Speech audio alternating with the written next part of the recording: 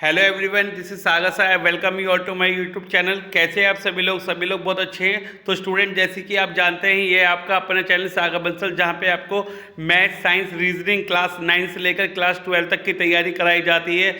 Most demanding chapter आप लोगों के लिए लेके आता हूँ मैं। इस समय जो आज की वीडियो में जो चैप्टर आपका स्टार्ट होने वाला है वो है आपका 10th क्लास साइंस का how do organism reproduce.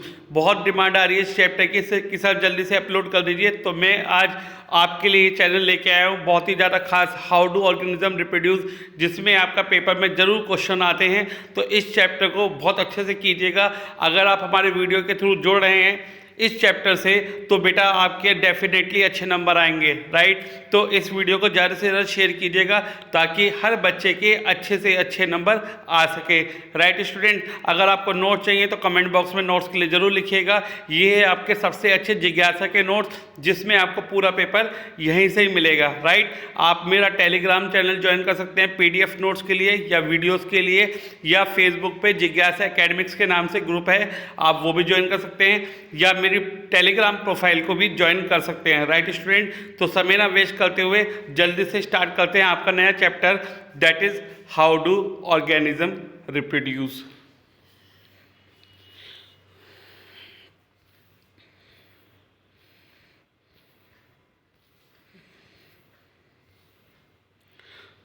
So students, what is the chapter name? How do organism reproduce, यानी कि एक जो ऑर्गेनिज्म है वो कैसे रिप्रोड्यूस आपका करता है, ठीक है। ये है आपका चैप्टर।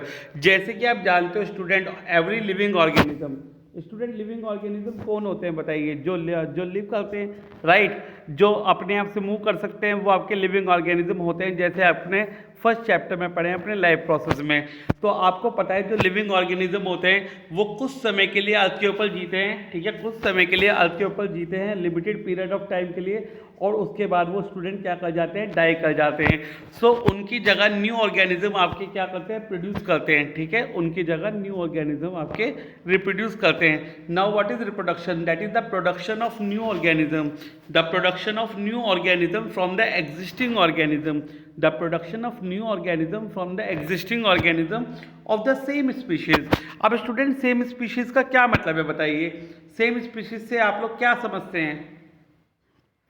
सेम स्पीशीज से आप समझते हैं कि एक जो आपका ऑर्गेनिज्म है वो जिस स्पीशीज में है उस स्पीशीज में प्रोड्यूस होगा, वेदर वो ह्यूमन बीइंग है, कोई जानवर है, कोई भैंस है, कोई गाय है, तो जिस भी स्पीशीज का वो है उसी में क्या करेगा? रिप्रोड्यूस करेगा, and that is called reproduction. Reproduction आपका एसेंशियल है बहुत ज़्यादा। रिप्रोडक्शन आपका क्यों एसेंशियल है? For the survival of species on the earth, यानी कि अगर आप ह्यूमन हैं तो ह्यूमन की स्पीशीज बढ़ाने के लिए रिप्रोडक्शन होना बहुत ज़रूरी है, ठीक है। रिप्रोडक्शन क्या बताता है? That is the ensure continuity of life on earth. इसका मतलब क्या है बच्चों? इसका मतलब है continuity of life on earth का मतलब है कि लाइफ जो है, यानी कि जो स्पीशीज़ है वो आपकी कंटिन्यू हो रही है अर्थ के ऊपर, यानी कि ह्यूमंस की, ठीक है। Reproduction give rise to more organism with the same basic characteristics as a parent. अब जब बच्चों रिप्रोडक्शन होगा पेरेंट से, तो यानी कि जो उनकी कैरेक्टरिस्टिक होती है बच्चों की, वो आपकी ज़्यादा हद तक उनके पेरेंट्स से ज़्यादा सिमिलर होती है, यानी पेरेंट्स के जैसे ही कैरेक्टरिस्टिक उनके बच्चों में ट्रांसमिट हो जाती है, जिसे बोलते हैं हम हेरिडिटी। वो हम नेक्स्ट चैप्टर में पढ़ेंगे, ठीक है बच्चों। तो व्हाट इज रिप्रोडक्शन आपको समझ में आ गया है। और एक स्पीशीज को कंटिन्यू करने के लिए रिप्रोडक्शन होना ज़रूरी है। Now the next topic arises the types of reproduction. Next topic आपके लिए आ रहा है, बहुत खास है, इसमें डिफरेंस आता है पेपर में। टाइप्स ऑफ रिप्रोडक्शन, दो टाइप से रिप्रोडक्शन हो सकता है, सेक्सुअल और एसेक्सुअल। दो टाइप से रिप्रोडक्शन होता है, सेक्सुअल और आपका एसेक्सुअल रिप्रोडक्शन। फर्स्ट बात करते हैं, what is asexual reproduction? Asexual reproduction क्या होता है? The production of a new organism from a single parent without the involvement of sex cells or gametes is called asexual reproduction. Asexual reproduction क्या होता है student? The production of a new organism from the single parent without the involvement of sex cells, यानी कि जो आपके heredity information होती है बिना वो ट्रांसफ़र करे जो आपका एक रिप्रोडक्शन होता है उसे एसेक्सुअल रिप्रोडक्शन बोला जाता है। और इसमें सिंगल पेरेंट होता है, दो पेरेंट का इन्वॉल्वमेंट नहीं होता। For example binary fission in amoeba, budding in hydra, ठीक है। budding in hydra and like simple multicellular organism like hydra and planaria and some multicellular plants like rose plant। तो इनमें आपका एसेक्सुअल रिप्रोडक्शन स्टूडेंट होता है। ठीक है, इसके बाद बात करते हैं सेक्सुअल रिप्रोडक्शन की। What is sexual reproduction? Now the production of new organism from the two parent by making use of their sex cells और गैमेट। तो सेक्सुअल रिप्रोडक्शन क्या होता है? The production of a new organism from two parent, the production of the new organism from two parent by making use of their sex cells. तो जिसमें sex cells का या gametes का involvement होता है उसे सेक्सुअल रिप्रोडक्शन बोला जाता है। जैसे आपका ह्यूमन है, फिश है, फ्रॉग है, हेंस है, टाइगर है, तो इन सब में स्टूडेंट्स आपका सेक्सुअल रिप्रोडक्शन होता है। ठीक है, now what is the basic difference? The basic difference between asexual and sexual reproduction is that only one parent is needed in asexual reproduction, only one parent is needed in asexual reproduction while two parents are needed in sexual reproduction। तो asexual में आपका single parent responsible होता है और sexual में आपके दोनों parent responsible होते हैं। ठीक है, नो सेक्स सेल्स इन इन्वॉल्व। तो आपके एसेक्सुअल रिप्रोडक्शन में कोई भी सेक्स सेल्स का इन्वॉल्वमेंट नहीं होता, but sex cells are involve in sexual reproduction. तो सेक्स सेल्स का इन्वॉल्वमेंट या गैमेट्स का इन्वॉल्वमेंट नहीं होता किसमें? एसेक्सुअल रिप्रोडक्शन में, बट इसका यूज होता है किसमें? सेक्सुअल रिप्रोडक्शन में। स्टूडेंट आप लोग, आई होप आप लोगों को ये चैप्टर क्लियर हो रहा होगा।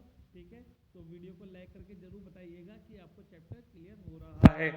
ठीक, now asexual reproduction take place by 6 different method. तो जो आपका एसेक्सुअल रिप्रोडक्शन है स्टूडेंट, वो 6 मेथड से होता है। बहुत इंपॉर्टेंट है आपके फाइनल एग्जाम के लिए, इसमें से क्वेश्चन जरूर बनते हैं। और वो 6 मेथड आपके कौन कौन से होते हैं? फिजन है, बडिंग है, स्पोर फॉर्मेशन है, रीजनरेशन है, फ्रेगमेंटेशन है एंड वेजिटेटिव प्रोपोगेशन है। तो स्टूडेंट ये 6 मेथड होते हैं आपके एसेक्सुअल रिप्रोडक्शन के। ठीक है, सबसे पहले बात करते हैं हम फिजन की। फिजन का मतलब होता है बच्चों टूटना, यानी अगर कोई भी चीज़ आपकी स्प्लिट हो रही है दो या दो से ज़्यादा सब्सटेंस में, तो उसे बोलते हैं फिजन। यानी कि एक यूनिसेलुलर ऑर्गेनिज्म आपका स्प्लिट होता है, एक यूनिसेलुलर ऑर्गेनिज्म अगर आपका स्प्लिट होता है टू फॉर्म 2 और मोर न्यू ऑर्गेनिज्म, 2 या 2 से ज़्यादा ऑर्गेनिज्म में, उसे फिजन बोला जाता है। फिजन 2 टाइप के होते हैं, या तो बाइनरी फिजन या मल्टीपल फिजन। 2 टाइप से फिजन आपका होता है, तो हमें दोनों को बारी बारी से पढ़ना है। सबसे पहले हम पढ़ेंगे स्टूडेंट बाइनरी फिजन। ये बाइनरी फिजन क्या होता है? बाइनरी का मतलब होता है 2, यानी अगर आपका पेरेंट ऑर्गेनिज्म अगर आपका स्प्लिट करेगा 2 न्यू ऑर्गेनिज्म में, उसे क्या बोला जाएगा? बाइनरी फिजन बोला जाएगा। लाइक अमीबा, पैरामीशियम, लीशमेनिया, ये आपके बाइनरी फिजन से रिप्रोड्यूस होते हैं। ठीक है, समझ गए आप लोग? अब आपको बाइनरी फिजन इन अमीबा पढ़ना है, जो कि आपका इंपॉर्टेंट है पेपर के लिए। ये आप लोग देखिए, बहुत इंपॉर्टेंट है और ईजी है। Binary fission in amoeba. बच्चों ये देखिए क्या हो रहा है। सबसे पहले आपकी पेरेंट सेल है अमीबा की। ठीक है, होगा क्या? सबसे पहले ये न्यूक्लियस जो है ये लेंथन करेगा, यानी कि लेंथ इसकी बढ़ेगी। उसके बाद जो आपका न्यूक्लियस है वो आपका डिवाइड हो जाएगा 2 पार्ट में। नाउ नेक्स्ट में क्या होगा? जो साइटोप्लाज्म है वो आपका डिवाइड होगा, राइट। उसके बाद क्या होगा? जब आपका साइटोप्लाज्म डिवाइड हो जाएगा तो 2 डॉटर अमीबा में या अमीबा सेल में कन्वर्ट हो जाएगा। ठीक है बच्चों, ये आपकी थ्योरी लिखी है आपके नोट्स में, आपको दिखाई दे रही है। होप आप लोग एक बार इसे पढ़ लेंगे और आप लोगों को समझ में आ जाएगा। ठीक है बच्चों, और डायग्राम जरूर पढ़ना है, पेपर में डायग्राम बनाने के लिए आता है इसका, और थ्योरी लिखने के लिए आती है, तो आप लोग इसे अच्छे से कर लेंगे। ठीक है, तो वीडियो को रोक के नोट जरूर लिख लीजिएगा। अगर आपको नोट्स अलग से चाहिए PDF फॉर्म में, तो आप कमेंट कर सकते हैं, कमेंट में लिख देंगे PDF और अपना फ़ोन नंबर, मैं आपको सेंड कर दूंगा। अदरवाइज़ आप लोग मेरा Telegram channel, Facebook, Instagram, WhatsApp, कहीं से भी आप लोग नोट्स कैरी कर सकते हैं। ठीक है, now multiple fission. Multiple fission क्या होता है स्टूडेंट? पहली बार मल्टीपल फिजन किस में होता है? मल्टीपल फिजन आपका प्लाज्मोडियम में होता है। ठीक है, इसमें क्या होता है? आपको नाम से ही पता चल रहा है, मल्टीपल यानी बहुत सारे, जिसमें आपका एक पेरेंट ऑर्गेनिज्म स्प्लिट करता है बहुत सारे ऑर्गेनिज्म में at the same time, that is called multiple fission. For example Plasmodium, आप नाम जरूर याद रखेंगे प्लाज्मोडियम का। ठीक है, इसमें क्या होता है? जो आपकी सिस्ट है, सिस्ट होती है प्रोटेक्टिव लेयर, यानी जो सेल वॉल को क्या करती है, प्रोटेक्ट करती है। ठीक है, इस सिस्ट को बोलते हैं प्रोटेक्टिव वॉल लेयर। ठीक है, इसके अंदर न्यूक्लियस है, तो इसके अंदर जो हैवी न्यूक्लियस है वो आपका बहुत सारे डॉटर न्यूक्लियस में कन्वर्ट होगा, जैसे आपको दिखाई दे रहा है बहुत सारे डॉटर ऑर्गेनिज्म में कन्वर्ट हुआ है ना। तो उसके बाद क्या होगा, जो सिस्ट है प्रोटेक्टिव लेयर वो आपकी ब्रेक हो जाएगी और आपके बहुत सारे डॉटर आपके प्लाज्मोडियम सेल में कन्वर्ट हो जाएगा। That is the example of multiple fission. ठीक है, आप लोग देख लीजिएगा और एक बार इसे नोट्स को पढ़ लीजिएगा और डायग्राम जरूर बनाइएगा। ठीक है, ये मैं आपके लिए नोट्स को रोक देता हूँ, आप इसे नोट्स को रोक के नोट जरूर कॉपी कर लीजिएगा। ठीक है, एक बार रीड कर लेंगे। Now the next is budding. ठीक है, नाम से पता चल रहा है bud, the small outgrowth of the plant is called bud. ठीक है, आपने देखा होगा कि साइड से एक बड निकली रहती है इस तरीके की, दिस इज कॉल्ड बडिंग। ठीक, अब पेपर में क्वेश्चन क्या है, बडिंग किस किस में होता है। बडिंग आपका हाइड्रा में होता है और ईस्ट में होता है। बडिंग किस किस में होता है, हाइड्रा में होता है, ईस्ट होता है। ठीक है, ये आपका क्या दिखाया हुआ है, बडिंग इन हाइड्रा दिखाया हुआ है, जो कि आपका मोस्ट इंपॉर्टेंट है पेपर के लिए। सबसे पहले क्या होगा, जब आपका पेरेंट हाइड्रा ग्रो करेगा तो उसमें से एक small outgrowth of the plant निकलेगी, जिसे बोलते हैं हम बड। क्या बोलते हैं बच्चों, उसे बड बोलते हैं। क्या बोलते हैं, बड बोलते हैं। ठीक है, अब जब ये आपकी जो बड है, जो आपका डॉटर हाइड्रा है, वो उसे जब कंडीशंस मिलेगी रिक्वायर्ड, तो वो आपका ग्रो करना स्टार्ट कर जाएगा। और जब वो बच्चा फुली ग्रोन कर जाएगा तो वो आपका एक डॉटर हाइड्रा में अलग सेपरेट हो जाएगा और न्यू हाइड्रा में आपका सेपरेट हो जाएगा। That is budding in hydra. ठीक है, नोट्स एक बार देख लेंगे आप लोग इसके। उसके बाद बच्चों आता है आपका बडिंग इन ईस्ट। अब आपका जो बड पढ़ना है वो आपको किस में पढ़ना है बच्चों, बडिंग इन ईस्ट। अब आपको ईस्ट में पढ़ना है। ये आपके ईस्ट की पेरेंट सेल है। ठीक है, ये पेरेंट आपकी ईस्ट सेल है। ठीक, अब क्या हुआ, उसमें स्मॉल आउटग्रोथ ऑफ प्लांट, उसमें बड प्रोड्यूस हुई। क्या प्रोड्यूस हुई बच्चों, बड प्रोड्यूस हुई। ठीक, उसके बाद क्या हुआ, जब बड आपकी निप्ड ऑफ हो गई यानी कि फुल्ली ग्रोन कर गई, तो बड क्या हुआ, आपकी सेपरेट हो गई इस तरीके से। और ये आपको कनेक्टेड दिखा रखी है, ये आपकी ईस्ट की सेल आपको कनेक्ट दिखा रखी है और ये आपको ईस्ट की सेल बड से अलग करते हुए दिखा रखी है। जो आपकी डॉटर बड है किसकी, ईस्ट की, वो आपकी अलग से दिखा रखी है। ठीक है बच्चों, आगे चलें, एक बार आप लोग इसे देख लेंगे और नोट्स को पढ़ लेंगे। ठीक है, वीडियो रोक के नोट्स लिख लीजिएगा, आपके लिए फ़ायदा रहेगा। राइट बच्चों, आगे चलें। Now spore formation.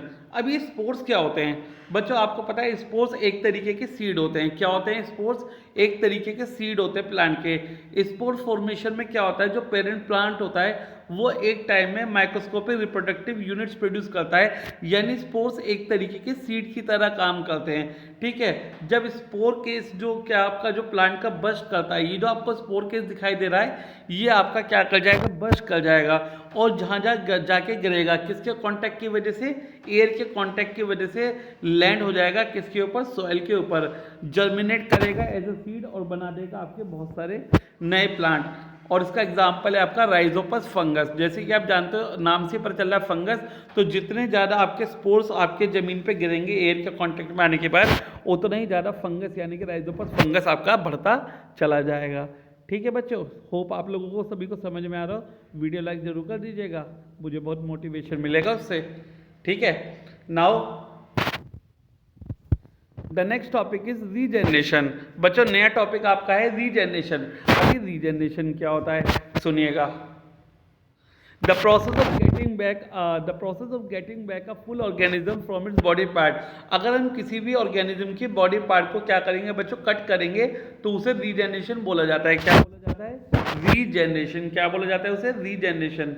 ठीक है, कर पाएंगे, क्या बोला जाता है, regeneration. For example hydra and planaria. तो हाइड्रा और प्लेनेरिया के अंदर बच्चों रीजनरेशन होता है। अभी प्लेनेरिया क्या होता है, ये आपको प्लेनेरिया ऑर्गेनिज्म दिखाई दे रहा है, सभी बच्चों को दिखाई दे रहा है। दिस इज, ये आपका बच्चों क्या है, एक प्लेनेरिया ऑर्गेनिज्म है। इसमें क्या है, ये एक तरीके का फ्लैट वर्म है। क्या है, एक तरीके का फ्लैट वर्म है। ठीक है, जो आपका फ्रेश वाटर पॉन्ड में मिलता है। ठीक है, होगा क्या, जब प्लेनेरिया को 3 पीसेज में कट करा जाएगा फ्रॉम देयर बॉडी पार्ट्स, देखिए आपको दिखाई दे रहा है 3 पार्ट्स में कट करा, तो ये आपके 3 इक्वल साइज प्लेनेरिया में कन्वर्ट हो गया। यानी कि आप बोल सकते हो अगर हमने यूनिसेलुलर ऑर्गेनिज्म प्लेनेरिया को कट करा तो वो 3 प्लेनेरिया में कन्वर्ट हो गया। That is the example of regeneration, that is planaria. ठीक है, आप डायग्राम देख लेंगे अच्छे से, ये पेपर में बहुत पूछा जाता है। इसके बाद बच्चों आता है आपका फ्रेगमेंटेशन यानी फ्रेगमेंट्स। तो इसमें जो आपका एग्जाम्पल होता है लाइक स्पायरोगैरा एंड सी एनिमोस। तो पहले आप नाम ध्यान रखेंगे कि फ्रेगमेंटेशन किसके अंदर होता है आपका, फ्रेगमेंटेशन आपका होता है स्पायरोगैरा और सी एनिमोस के अंदर। फ्रेगमेंटेशन क्या होता है, the breaking up of the body of simple multicellular organism into 2 और मोर स्पीशीज ऑन मैच्योरिंग। ठीक है, which subsequently grow to form complete new organism. होता क्या है, एक आपका मल्टीसेलुलर ऑर्गेनिज्म अगर आपका है लाइक स्पायरोगैरा, तो हम क्या करते हैं जब वो मैच्योर हो जाता है तो वो उसके 2 या 2 से ज़्यादा बॉडी पार्ट्स में क्या करते हैं, उसे फ्रेगमेंट्स में ब्रेक कर देते हैं और वो आपके कंप्लीट न्यू ऑर्गेनिज्म में कन्वर्ट हो जाते हैं, जिसे हम बोलते हैं फ्रेगमेंटेशन। ठीक है, ये आपको स्पायरोगैरा दिखा रखा है। तो स्पायरोगैरा को जब 3 फ्रेगमेंट्स में क्या करा, डिवाइड करा गया, जब स्पायरोगैरा को 3 फ्रेगमेंट्स में क्या करा गया, डिवाइड करा गया, तो वो 3 आपके स्पायरोगैरा ऑर्गेनिज्म में कन्वर्ट हो गया। That is the example of fragmentation. Now vegetative propagation. अभी वेजिटेटिव प्रोपोगेशन क्या होता है बच्चों, in vegetative propagation new plants are obtained from the parts of old plant like stem, root without the help of any reproductive organ. तो अगर हमें किसी old part के प्लांट से हमें उसका स्टेम मिल जाए, रूट मिल जाए, हम उससे अगर नए प्लांट को प्रोड्यूस करते हैं तो उसे बोलते हैं वेजिटेटिव प्रोपोगेशन। जैसे कि आप जानते हैं grass grow in the field after rain from dry. ठीक है, then old stem of the green plant present in the field. For example the money plant can be grown by using the piece of a stem. जैसे कि आप लोग जानते हो कि stem लेके किसी भी मनी प्लांट की, पुराने प्लांट की, हम नए प्लांट को रिप्रोड्यूस कर सकते हैं। This is the example of vegetative propagation.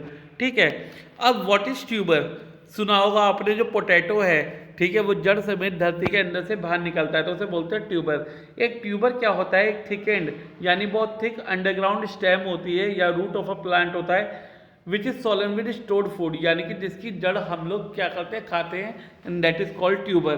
ठीक है, उसे क्या बोलते हैं बच्चों, ट्यूबर। जैसे शकरकंदी है आपकी, स्वीट पोटैटो या पोटैटो है, that is the example of tuber, right. Now the next topic arises, that is artificial propagation of plant. Next topic arises बच्चों artificial propagation of plant, the process of growing many plant from one plant by man-made method। अगर आपके man-made method से हम बहुत सारे plant reproduce करते हैं from the single plant, that is called artificial propagation of plants method, right. The 3 common methods are, artificial propagation of plants के अंदर 3 मेथड होते हैं, कौन कौन से, कटिंग, लेयरिंग और ग्राफ्टिंग। कौन कौन से होते हैं बच्चों, मेरे साथ बोलिए, कटिंग, लेयरिंग और ग्राफ्टिंग। तो पेपर में ये तीनों भी आ सकते हैं और अलग अलग तरीके से भी पूछे जा सकते हैं डिफाइन में, तो अच्छे से पढ़िएगा इन्हें, ठीक है, इंपॉर्टेंट है आपके लिए। Now the first is cutting. अभी कटिंग क्या होता है बच्चों, कटिंग क्या होता है, जब एक small part of the plant को, एक छोटे से पार्ट को रिमूव करा जाता है by making a slant cut with a sharp knife. तो थोड़े से कट पे क्या करा जाता है, एक प्लांट के, ठीक है, शार्प कट मारा जाता है, किससे, शार्प नाइफ से, उसे कटिंग बोलते हैं। कटिंग में भी a piece of stem, root और इवन अ लीफ। तो कटिंग क्या हो सकती है, स्टेम की भी हो सकती है, रूट की भी हो सकती है, लीफ की भी हो सकती है। बट एक चीज़ ध्यान रखेंगे, श्योर करेंगे जब आप कट लगाएंगे कि उसके अंदर कुछ बड जरूर होनी चाहिए। क्या होनी चाहिए बच्चों, कुछ बड जरूर डेवलप होनी चाहिए, कुछ बड जरूर डेवलप होनी चाहिए जब आप कटिंग कर रहे हो किसी भी स्टेम की, रूट की और लीफ की। जैसे कि आपको डायग्राम दिखाई दे रहा है बच्चों, यहाँ पे दिखाई दे रहा है आपको डायग्राम, ठीक है, जो आपको डायग्राम दिखाई दे रहा है इसमें आपकी स्टेम कटिंग हुई है और उसके अंदर कुछ बड निकले हुए हैं। जब हमने उसे सॉइल के अंदर ग्रो कर दिया बच्चों, किसके अंदर ग्रो कर दिया, सॉइल के अंदर जब हमने उसे ग्रो कर दिया तो उसके अंदर रूट भी डेवलप हो गए और शूट भी डेवलप हो गए। क्या डेवलप हो गए, रूट भी डेवलप हो गए और शूट भी डेवलप हो गए, ठीक है। तो that is what, that is cutting, ठीक है, that is cutting. Now, for example, rose, banana, grape, sugarcane, net all these plants are grown by cutting. तो इन सारे प्लांट्स को कटिंग से ग्रो कराया जा सकता है। जैसे फ्लावर रोज है, बनाना है, ग्रेप है, शुगरकेन फ्रूट है, तो ये आपका किससे, ये आपका कटिंग से प्रोड्यूस होते हैं। ठीक है बच्चों, आगे चलें, पक्का। चलिए, लेयरिंग। लेयरिंग क्या होती है? अब देखो, आपको एक पेरेंट प्लांट दिखाई दे रहा है, ये एक पेरेंट प्लांट है। आपने क्या करा, इसकी 2 ब्रांचेस खींची और आपने अर्थ के अंदर क्या करा बच्चों, ब्यूरिड कर दिया। अर्थ के अंदर क्या कर दिया, ब्यूरिड। और आप एक चीज और नोट कर रहे होंगे यहाँ पे कि ये जो इसकी जो टॉप है ये बाहर निकाल देते हैं अर्थ से। क्यों निकाल देते हैं? ताकि यहाँ से एयर से कार्बन डाइऑक्साइड और ऑक्सीजन अंदर जा सके और वाटर भी आपका अंदर जा सके। तो जब इसे टेम्परेचर, प्रेशर, सनलाइट मिलेगा तो इसके अंदर आपकी रूट्स भी डेवलप हो जाएंगी और ऊपर शूट्स भी डेवलप हो जाएंगे। रूट्स भी डेवलप हो जाएंगे, शूट्स भी डेवलप हो जाएंगे। तो ये जो आपकी ब्रांच है ये क्या कर देंगे बच्चों, हम कट कर देंगे। जो ब्रांचेस है कट कर देंगे। तो एक पेरेंट प्लांट से आपके 2 बेबी प्लांट क्या हो गए, प्रोड्यूस हो गए विदाउट एनी सीड। ठीक है, तो ये आपका है बहुत ही इजी कॉन्सेप्ट और अच्छा कॉन्सेप्ट है। ठीक है, क्या करने के लिए, प्लांट को रिप्रोड्यूस करने के लिए। तो 2 प्लांट आपके रिप्रोड्यूस हो गए सिंपल मेथड से without the help of seed. ठीक है, तो डायग्राम जरूर पढ़ लेंगे, इसका बहुत इंपॉर्टेंट है। और थ्योरी आप लोगों के नोट्स पे फ्लैश हो रही है, आपके नोट्स फ्लैश हो रहे हैं, आप लोग जरूर पढ़ लेंगे आज से।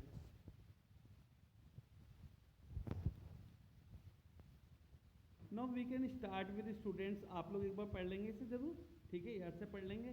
ठीक है, तो स्ट्रॉबेरी है, जैस्मिन है, लेमन है, गुआवा है और आपका हिबिस्कस यानी कि चाइना रोज प्लांट है। तो ये सब आपके किससे प्रोड्यूस होते हैं, लेयरिंग प्रोसेस से रिप्रोड्यूस होते हैं। ठीक है बच्चों, now the next concept is grafting. बहुत अच्छा है, इजी है, पेपर में बहुत आता है। ग्राफ्टिंग क्या होता है बच्चों? तो ग्राफ्टिंग क्या होता है, सपोज करो हमारे 2 प्लांट खराब हो गए, एक का तो ऊपर का पार्ट खराब हो गया, एक का नीचे का पार्ट खराब हो गया। तो हम क्या करेंगे, उस पर स्लांटिंग कट लगाएंगे। ठीक है, तो जिसका ऊपर का पार्ट खराब हो गया उसका नीचे का पार्ट बचा लेंगे और जिसका नीचे का पार्ट खराब हो गया उसका ऊपर का पार्ट बचा लेंगे और उन दोनों पार्ट को क्या कर देंगे, ज्वाइन कर देंगे और टाई कर देंगे। पर मेक श्योर कि दोनों की जो स्पीशीज है वो सेम होनी चाहिए, जो प्लांट की जो स्पीशीज है वो सेम होनी चाहिए। ठीक है बच्चों, है ना, यानी कि नेचर जो करेक्टरिस्टिक है प्लांट के सेम होने चाहिए। ऐसा ना हो कि एक फ्रूट का प्लांट हो और एक आपका वेजिटेबल का प्लांट हो, आपने दोनों ला के जोड़ दिए, ऐसा नहीं होना चाहिए। तो सेम स्पीशीज के सेम करेक्टरिस्टिक वाले प्लांट आपके होने चाहिए। तो ऊपर वाले जो पार्ट होता है उसे बोलते हैं स्कायन और नीचे वाला जो पार्ट होता है उसे बोलते हैं स्टॉक। तो स्कायन को किसके ऊपर प्लेस करते हैं, स्कायन को स्टॉक के ऊपर क्या करते हैं बच्चों, प्लेस करते हैं और उसमें क्या लगा देते हैं, स्लांटिंग कट। स्लांटिंग कट से क्या होगा कि ये जो आपका स्कायन है वो स्टॉक के ऊपर ठीक से रखा जा सकता है। तो स्कायन जो होता है वो विदाउट रूट होता है और जो स्टॉक होता है वो आपका विद रूट होता है। स्कायन को स्टॉक के ऊपर रखेंगे। सब पहले तो क्या करेंगे, इसे क्लोज से रैप करेंगे। ठीक है, पहले किससे रैप करेंगे, पहले आप क्लोज से बांध देंगे, उसके बाद उसके ऊपर क्या करेंगे, पॉलीथीन शीट लपेट के आप उसे टाइट कर देंगे। क्यों, ताकि बाहर से मॉस्किटो ब्रीडिंग ना हो, जर्म्स बैक्टीरिया ना लगे। तो जब इसमें फर्मनेस क्या होगी, जब इसमें फर्मनेस डेवलप हो जाएगी, क्या डेवलप हो जाएगी बच्चों, जब इसमें फर्मनेस यानी कि फाइबर्स ग्रो कर जाएंगे तो ये आपका एक सिंगल प्लांट में कन्वर्ट हो जाएगा। यानी कि जो कट लगाए थे आपने ये अपने जुड़ जाएंगे आपस में। And that is the concept of grafting. ठीक है बच्चों, एक बार नोट्स देख लेंगे इसके आराम से। ठीक है, इसमें कुछ भी ऐसा नहीं है जो हार्ड है। मैंने आप लोगों को सारी थ्योरी क्लियर कर दी है, आप लोग आराम से इस टॉपिक को देखेंगे। इसके अलावा कुछ भी नहीं है। अगर प्रॉब्लम आती है तो आप मुझे ज़रूर बताएंगे कमेंट बॉक्स में। ठीक है, और अगर वीडियो समझ में आ रही है तो लाइक ज़रूर कर दीजिएगा और चैनल अगर पहली बार आए हैं चैनल पे तो चैनल को सब्सक्राइब जरूर कर लीजिएगा। Now for example apple, peach, pear plant etcetera. अब सभी बच्चों को पता है एप्पल क्या होता है, पीच क्या होता है, पियर प्लांट क्या होता है। बेटा पीच होता है आपका आड़ू और पियर होता है आपका नाशपाती। तो ये जो आपके तीनों आपके प्लांट हैं, फ्रूट प्लांट हैं, वो तो वो किससे ग्रो कर सकते हैं, आपके ग्राफ्टिंग मेथड से। अब एडवांटेज क्या होती है आपकी आर्टिफिशियल वेजिटेटिव प्रोपोगेशन की, एडवांटेजेस क्या क्या होती हैं। ठीक है, जो फीचर होते हैं पेरेंट प्लांट के वो एज इट इज ट्रांसमिटेड हो जाते हैं कि ठीक है न्यू प्लांट में। दूसरा, बहुत सारे प्लांट एक सिंगल पेरेंट प्लांट से आप ग्रो कर सकते हो आर्टिफिशियल वेजिटेटिव प्रोपोगेशन से। वी गेट सीडलेस प्लांट, बिना सीड के प्लांट हम ग्रो करा रहे हैं, जो कि आपका बहुत जल्दी क्या करेगा, ग्रो करेगा and it can be grown faster. ठीक है, और आप जानते हो अगर आप सीड से ग्रो कराते हो प्लांट को तो उसे बहुत ज़्यादा अटेंशन चाहिए होती है, बहुत ज़्यादा मेंटेनेंस चाहिए होती है। तो जब आपके सीडलेस प्लांट होते हैं तो उसे आपकी ज़्यादा अटेंशन की, ज़्यादा मेंटेनेंस की रिक्वायरमेंट नहीं होगी बच्चों। ठीक है, now what is tissue culture. अगर हम टिश्यू कल्चर की बात करते हैं तो अगर आप एक ओल्ड प्लांट के टिश्यू की हेल्प से, आप जानते हो किसी भी प्लांट के ग्रोइंग टिप पे क्या होता है, टिश्यूज प्रेजेंट होते हैं प्लांट के। अगर आप उनकी हेल्प से एक कल्चर सॉल्यूशन लेते हो, पहली बात कल्चर सॉल्यूशन क्या होता है, जो आप एक टेम्परेचर, प्रेशर या जो भी सॉल्यूशन या जो भी केमिकल्स अपनी क्रॉप को प्रोवाइड कराते हो या सॉइल को प्रोवाइड कराते हो सीड की फॉर्म में, तो वो आप क्या करोगे, कल्चर सॉल्यूशन बनाओगे और प्लांट के टिप से, ग्रोइंग टिप से क्या करोगे, टिश्यूज लोगे और उसमें क्या करोगे, इंसर्ट करोगे, जिससे आपके सीड्स फॉर्म होते हैं और सीड्स फॉर्म होने के बाद आपके प्लांट रिप्रोड्यूस हो जाते हैं। That is called tissue culture. What are is advantage, उसकी एडवांटेज क्या होती है, the new plant reproduce by tissue culture are disease free. तो जो टिश्यू कल्चर से आप नए प्लांट प्रोड्यूस करते हो, नए पौधे प्रोड्यूस करते हो, बनाते हो, वो आपके डिसीज फ्री होती हैं, क्योंकि आप जानते हो जो सीड से आप प्लांट लगाते हो उनमें बहुत जल्दी डिसीज हो जाती है। Tissue culture can grow plant round the year, आप एक ईयर में कभी भी ग्रो कर सकते हो प्लांट को टिश्यू कल्चर की हेल्प से। वेरी लिटिल अटेंशन और very little space is needed for developing new plant, तो बहुत कम स्पेस चाहिए प्लांट को रिप्रोड्यूस कराने के लिए with the help of tissue culture. ठीक है बच्चों, नाउ ये था आपका पार्ट नंबर फर्स्ट बच्चों, किसका, हाउ डू ऑर्गेनिज्म रिप्रोड्यूस का, जो कि आपको टिश्यू कल्चर तक पढ़ना है। नेक्स्ट पार्ट में हम लोग स्टार्ट करेंगे अपना sexual reproduction in plants and animals, जो कि आपका लास्ट पार्ट होगा।